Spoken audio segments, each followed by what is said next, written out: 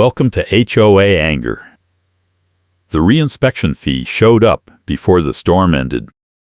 This is your final warning before towing in fees.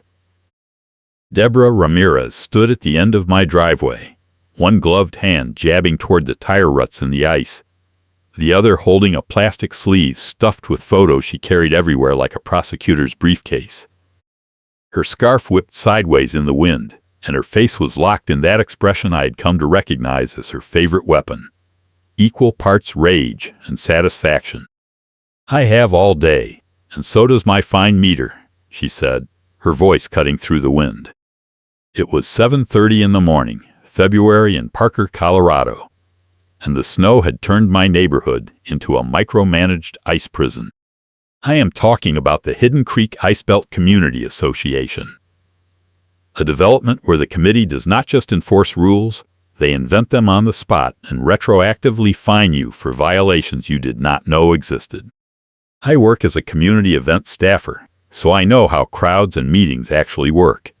I know when someone is following procedure and when someone is making it up as they go. Deborah was definitely making it up.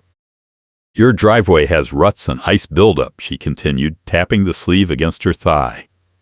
"That is a hazard. I already called the HOA vendor to come scrape it this afternoon, and you will be billed." "I did not ask for a vendor," I said. "I shoveled yesterday." "You missed the edges," she snapped. "And those ruts are from your car spinning out. That is negligence." I had not spun out. I had driven carefully over the same packed snow everyone else had driven over. But Deborah was the election committee chair, which meant she controlled proxy votes, mail-in ballots, and the entire election process for the HOA board. And she had been using that power to shut down anyone who questioned her for the last 2 years. I had only learned that part recently, but it explained why every time I pushed back on a bogus fine, she found a new violation to pile on. The real problem was not the driveway. The real problem was that my elderly parent had a morning appointment in 2 hours, and I could not risk the driveway being blocked by a vendor truck Deborah had called without my permission. If the vendor came and tore up my asphalt, I would be on the hook for the repair and the bill, and if I refused to pay, Deborah would file a lien. "I am not paying for a vendor I did not hire," I said. Deborah smiled. "Then I will add a refusal fee.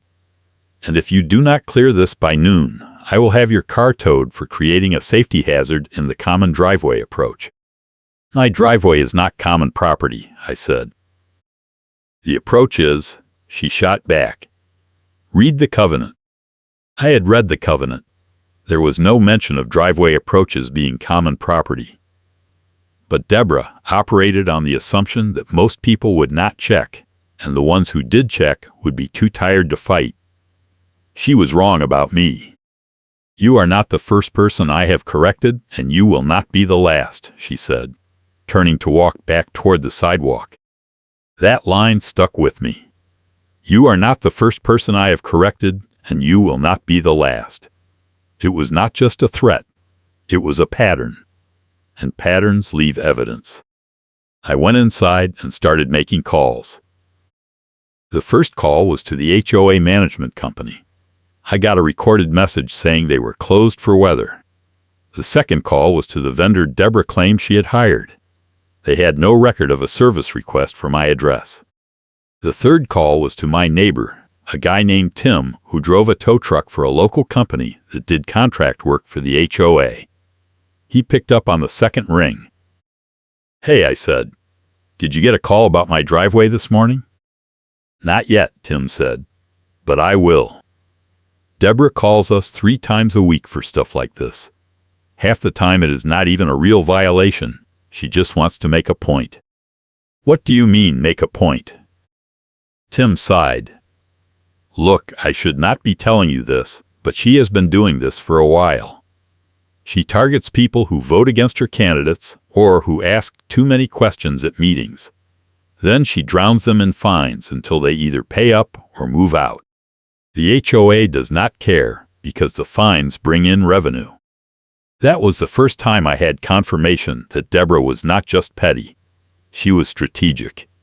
and if she was targeting me, it was because I had done something that threatened her control. I thought back to the last board meeting. I had asked for a copy of the election bylaws. Deborah had refused, saying they were not public record. When I pointed out that the state open meetings law required them to be available, she had smiled and said she would look into it. 2 days later, I got a notice about icicles on my gutter line being a safety violation and demanding immediate removal within 24 hours or face a $200 fine. The icicles were the trigger. That was when I knew this was personal. I spent the next hour documenting everything. I took photos of my driveway from multiple angles, showing that the ruts were shallow and the ice was no worse than any other driveway on the block. I took a video walking the entire street, showing that half the driveways had similar conditions and none of them had notices. I saved the voicemail Deborah had left 2 days earlier, where she threatened to call the vendor. And I started a spreadsheet tracking every fine, every notice, and every interaction. By 10 in the morning, the vendor truck showed up anyway. I went outside. The driver, a younger guy in an orange vest, looked uncomfortable. "Are you the homeowner?" he asked. "I am," I said. "Did Deborah Ramirez call you?" "Yeah," he said. "She told us you requested an emergency scrape for ice hazard removal. But I am looking at this driveway and I do not see an emergency. This is just normal winter wear." "I did not request anything," I said. "She called you without my permission." The driver looked at his partner, then back at me. "Okay, well, we are not going to do the work if you did not authorize it. But she already paid a deposit, so you will need to sort that out with her." He gave me a receipt showing a $300 deposit paid by the HOA. I took a photo of the receipt. Then I called Deborah. She picked up on the first ring. "Your vendor is here," I said, "and they are leaving. If you refuse the service, you will be fined for obstructing HOA-approved maintenance," she said. "I did not request the service," I said. "You did, without my authorization." "That is not maintenance. That is harassment." She hung up. The vendor left. An hour later, I got an email from the HOA management company with a PDF attached. The PDF was a notice claiming I had missed a hearing about the driveway violation. The hearing was supposedly held 3 days earlier at 10 in the morning, a time I was at work and had no knowledge of. The notice said that because I missed the hearing, I was now in default and owed a $400 fine plus the vendor deposit. I called the management company again.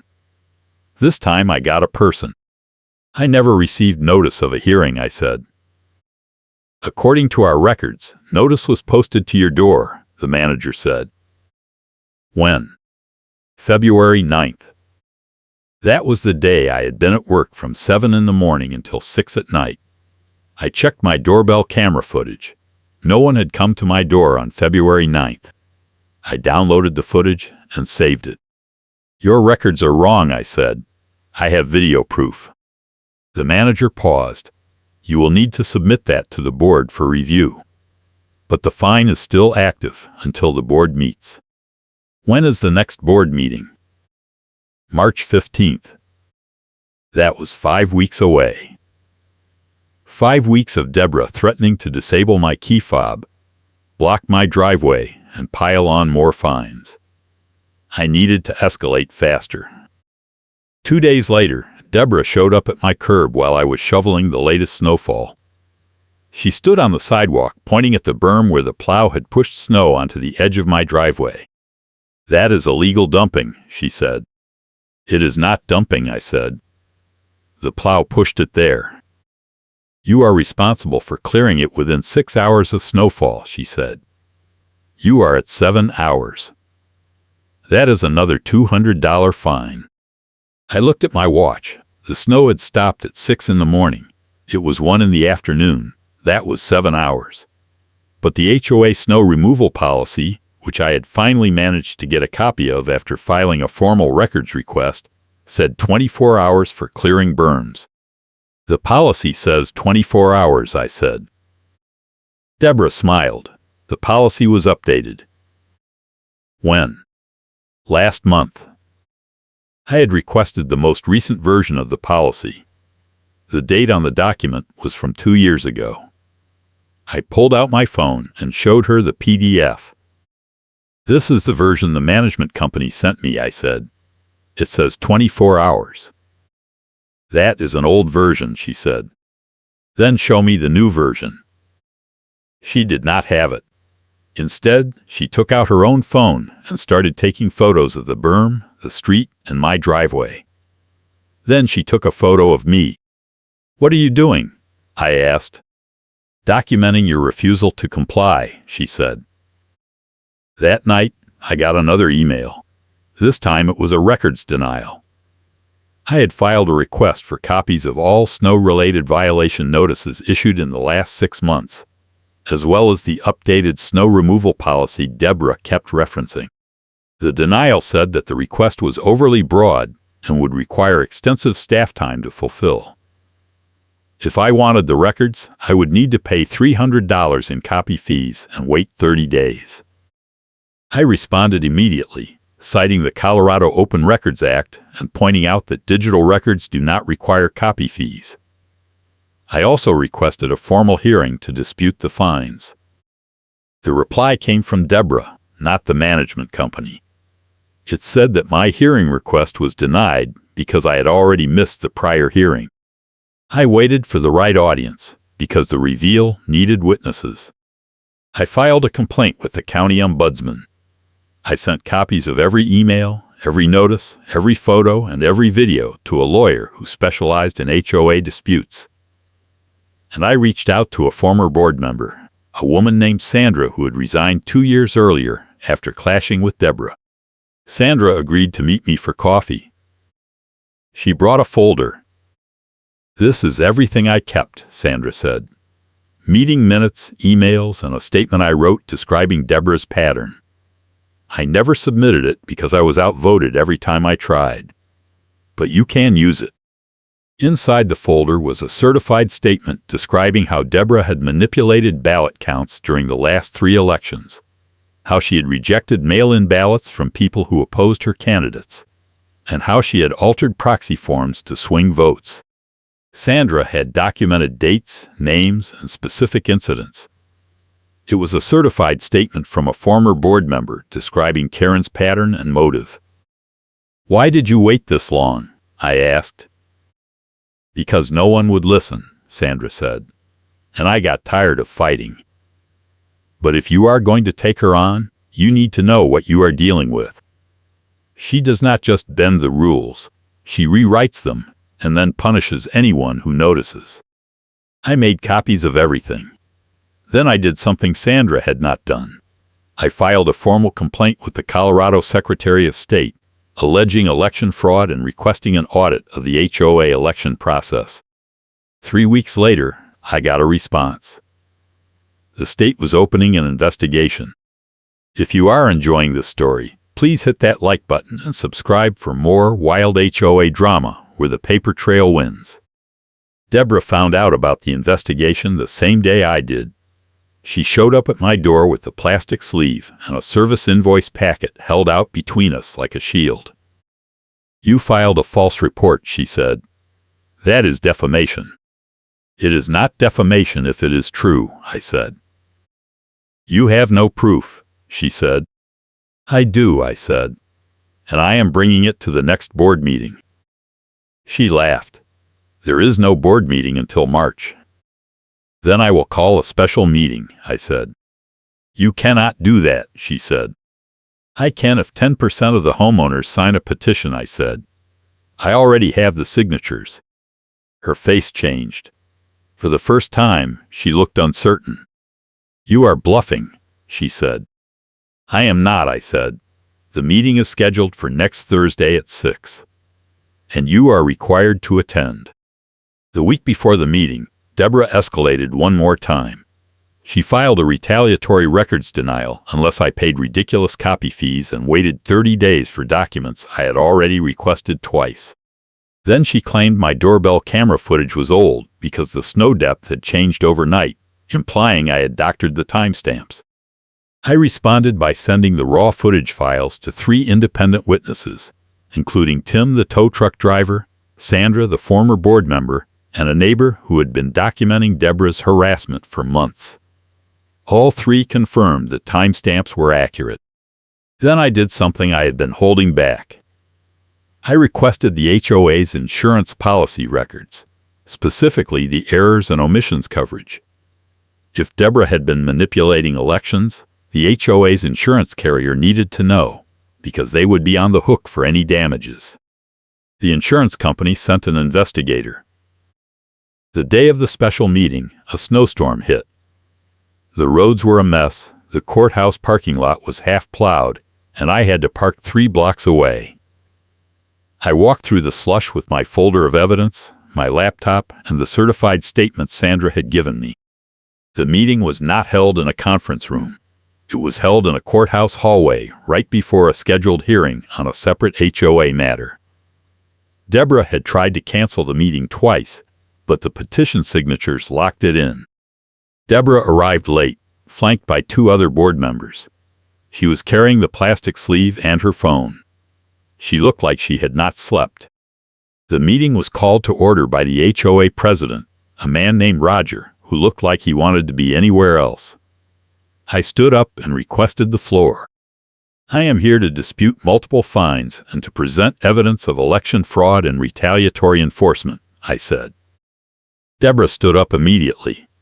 This is not the venue for wild accusations, she said. It is if the accusations are backed by evidence, I said. I opened the folder and started reading. I read the dates of the bogus fines.